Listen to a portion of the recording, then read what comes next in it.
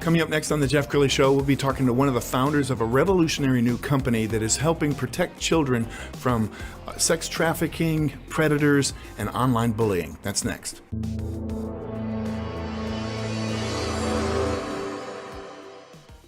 Many are predicting that the worst is yet to come, which is unfortunate, said one person here.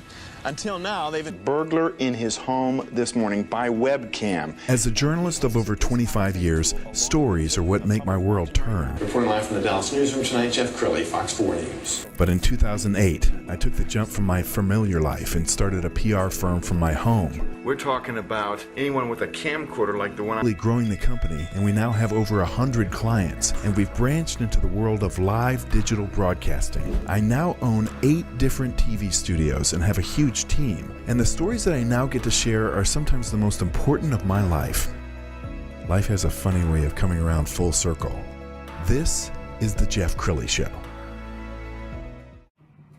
Well, it's a parent's worst nightmare. Your child is out there gaming and they're meeting somebody that they should not be meeting while playing an online video game.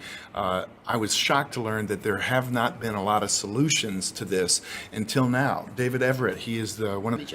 Let's begin at the beginning. So how did this start? Well, this started back in 2017. I have a couple of wonderful daughters. At the time, my youngest, Adeline, we allowed them to game, right? Mm-hmm. We allowed them to game within a certain scope, within some different boundaries that we put up for them. And being an IT guy myself, I was able to put in some tech kind of scenarios to where I could insulate them a bit, make sure they have fake profiles, things like that, to where somebody out there couldn't get personal information. We wouldn't let them put pictures of themselves online, things of that nature, because we just know that that's just a little bit too risky. Well, I was working as a consultant and working from home and then going out on a rotation, if you will. And my little one was in the other room playing a game, and I'm working on a different solution. And she comes running in and she's like, Daddy, somebody's trying to get my personal information. Okay, she's playing Minecraft at the time.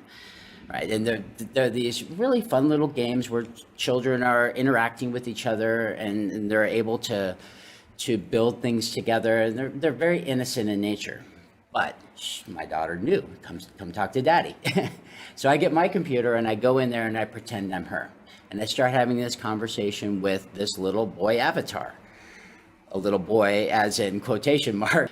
And as I'm doing that, I'm noticing, kind of scrolling back in the previous chats that they have, he was trying to engage kind of a geographic location about the park in her area, and using a bit of kind of tactic as I perceived it in order to try to figure out where my daughter was.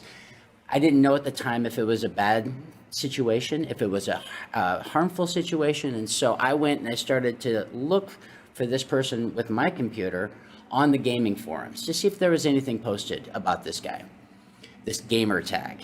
And after I went through a couple of different things, I found out that this person had been reported as originating from Sierra Leone and had been in predation kind of conversations with other children to where it concerned the other parents enough to post online.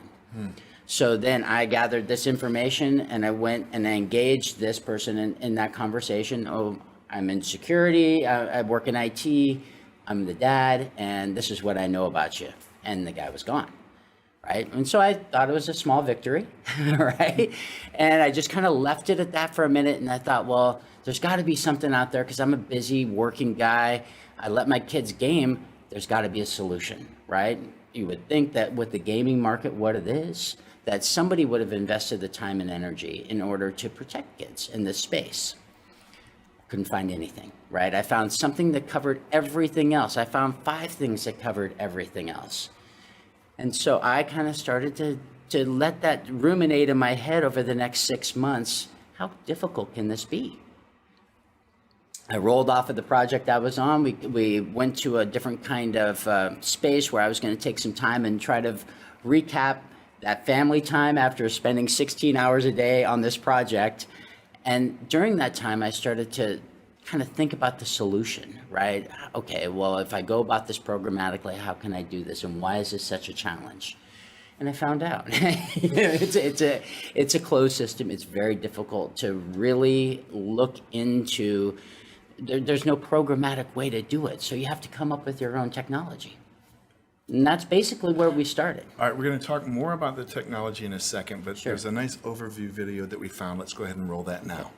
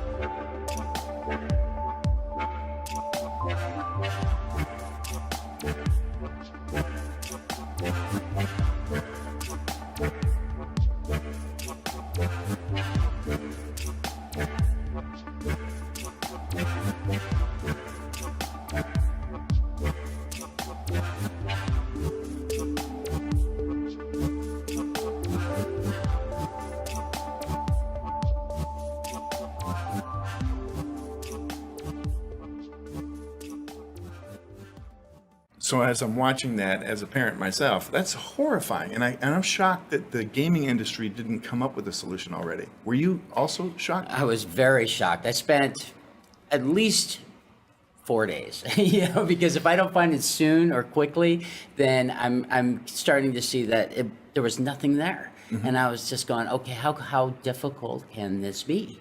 Why hasn't anybody invested the time and effort into making sure that while my kid is gaming on this system, they're going to be safe? So I'm kind of imagining, is it AI and it's looking for things like we should meet? I mean, you're right on the right path. So what I wanted to do, and what we're able to do now with our technology, is we go in and we're able to see what's happening in the kids' conversation as they're engaged in that game. So we start to look, and the little robot that we've developed is able to kind of look and see what's going on, and then make a determination if those conversations are potentially predatorial, if they're self-harming, if there's drug kind of language, if there's an opportunity for that child to be offered to go to a different platform to continue the conversation. We've really put a lot of thought and energy into all of the different problems and different ways that a predator or situation could potentially lead to harming a child. And you have some really big partners. We're going to go ahead and put that on the screen so people can take a look at it. Some of these are big names. I'm familiar with Aleda and Deliver Fund. Tell us about your partners. Our partners are just amazing. We're all aligned, obviously, with the one goal of making sure that kids are protected. And what we've really identified with our partners is that a lot of their duties has been to come in afterwards and clean up the mess. And so with these partners, with Aleda and Deliver Fund and Internet Crimes Against Children, they see this as a preventative tool. And so they're excited to get behind us and be a part of working together. These are partners that are making a difference, right? Yes. They're going in and they're rescuing children. They're working with law enforcement. They are law enforcement, right? And they've helped provide us the data that we need, as well as because we have to train these models. We have to teach our robots how to really identify this stuff, and it requires a massive amount of data, right? And so we came up with some pretty wise, with Aleda's help, came up with some very, very smart technology and solutions to this, to where we can make sure that all the time in our process, we're not sending out something that may not really be a bad situation, and intervening with the parents, we're demanding some kind of interaction, because our app wants the parent to be involved in making the decisions. We just want to bring the situation to them. Yes. Right? That's all I care about. I don't know if there is something that a parent, or the conversation might be coming to where the parents okayed this, right? It could be something that's really not a threat. So we have customized our solution in a way that the parent reviews, right? The parent makes that decision, but they have that alert saying, okay, yeah, we think we see something.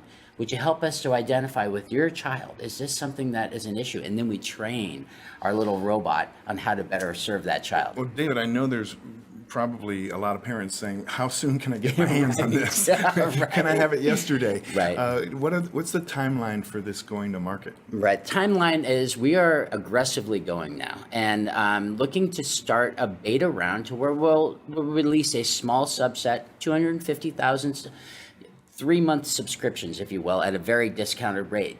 And so what that will do, we're just looking to cover our operational costs starting June 1st.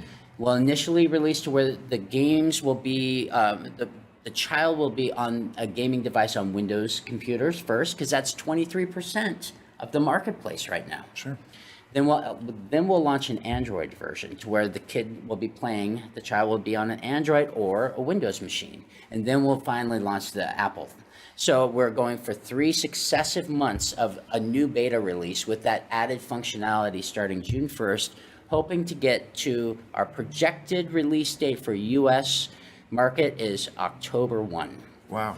Well, this really changed your life, didn't it? You were Oh kind my of gosh. headed down one path, and all of a sudden, you're It absolutely did. And it's something that's been part of my past. So my father is also David Everitt, so I'm a junior. And he was committed to the sanctity of human life issues all of his life.